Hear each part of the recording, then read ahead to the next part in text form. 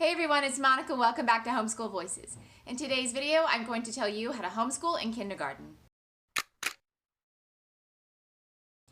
Kindergartners are still really little, so you want to try as much as possible to make it really fun. But that's pretty easy to do because you only have 3 things to do this year. Teach them to read, teach them basic handwriting, and teach them basic math. Reading is the foundation of all learning, no pressure there, but actually it's not that hard. Now when you start doing it, you might think that it's going to be super hard because it is really complicated in a way when you think about everything that's happening.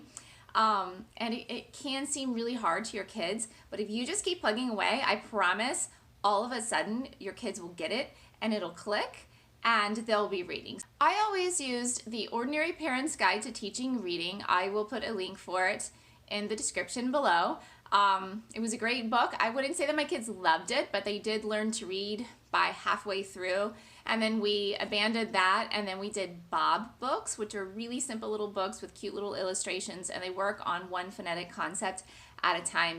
No matter what methods you use, you have to keep in mind it's not so much the method, but the daily practice or the regular practice that you do.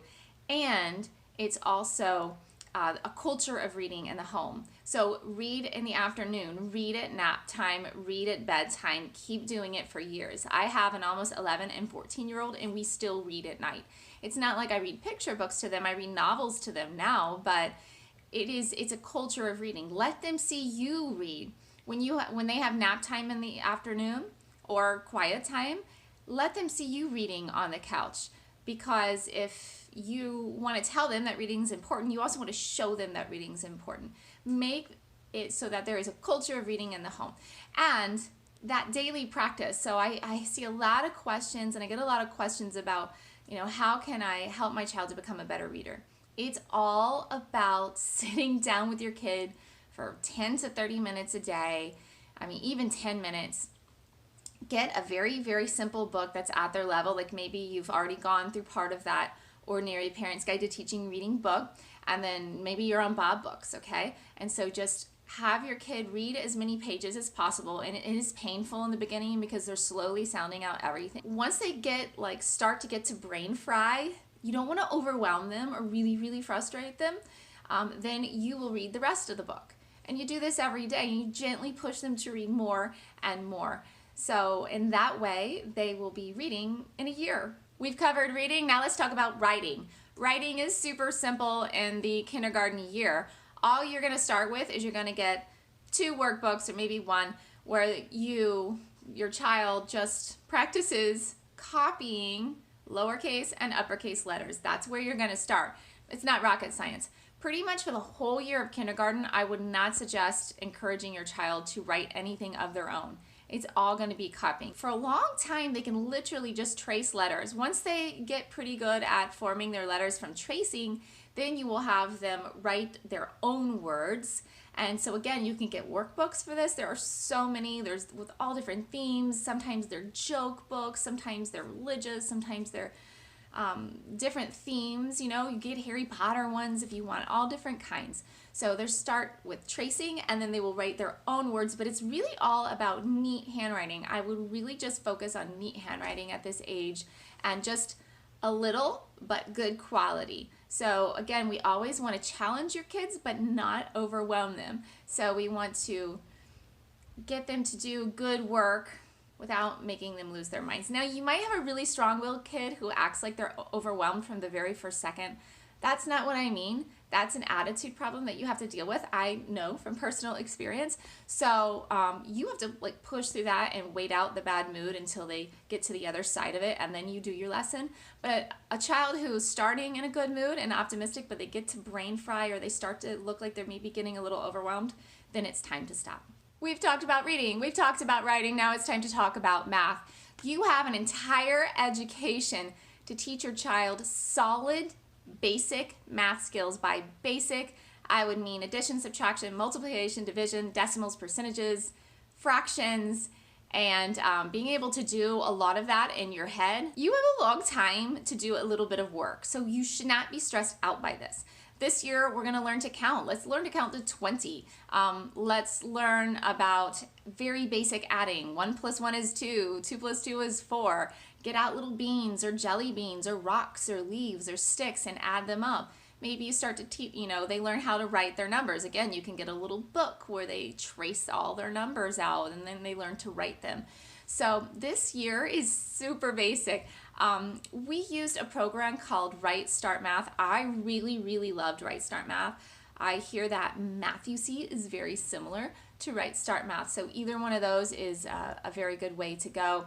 Right Start Math is very hands-on for the mom. I hear that Math-U-See is a little less hands-on, but I feel like for those younger years, it's very good to be hands-on. The one piece of advice that I would give you is don't feel like you have to do everything in any curriculum. We really get in this public school mindset that we have to cover everything and there's a certain order. Just do some daily work. Don't worry about finishing everything, especially with Right Start, because it's very cyclical. So it revisits topics over and over for years. So don't feel like you have to master everything. Good some daily work, count some things, add some things, do some basic subtraction. If you want, there is a good online program too called Dreambox Math. Personally, what I would do is stay away from computers as much as possible, but if for some reason you want to do that or you kind of need to for other reasons, Dreambox Math is pretty good, and I'll put that in the description below too. As far as websites that can be really helpful, there's also readingeggs.com and starfall.com. My kids both enjoyed those websites. I didn't mention science or history because I don't really think they matter at this age. Your 5-year-old's not going to be a scientist or a historian, but maybe you want to introduce your kids to the ideas. So you need to focus on reading, writing, and math. Try to be positive and try to be thorough with those things as much as possible. And just give daily attention to those things. Within the little box of reading, you can include science and history. So you can get a lot of really fun picture books that are on science topics like rocks or dinosaurs or lizards or cute little fuzzy animals and the plant cycle or water cycle. There's a lot of things that are reasonably entertaining that are picture books that cover science topics. That's the only way that I would do that, other than fun science experiments. But don't feel like you have to do science experiments. If you're not into them and your kids are not into them, they're not really that educational. But if you're into them or if your kids really like them, they can encourage a love of learning, so they do have a place if it's something that you like to do.